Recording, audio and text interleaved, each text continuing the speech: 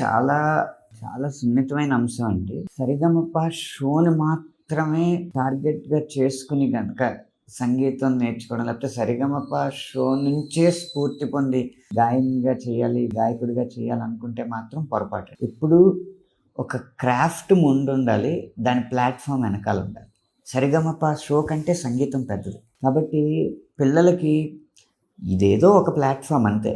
కానీ నీ అచీవ్‌మెంట్ ఏంటంటే ఈ వయసుకి ఇదిగో ఈ దాటు స్వరాలు, జంట స్వరాలు నేర్చుకోవాలి. ఈ వయసుకి అలంకారాలవ్వాలి. ఈ వయసుకి గీతాలవ్వాలి. ఈ వయసుకి పిల్లారి గీతాలవ్వాలి. ఈ వయసుకి స్వరజతులవ్వాలి. ఈ వయసుకి వర్ణాలవ్వాలి.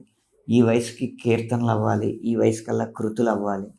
తర్వాత ఈ వయసుకి స్వరకల్పన నేర్చుకోవాలి. ఇది నీ అచీవ్‌మెంట్.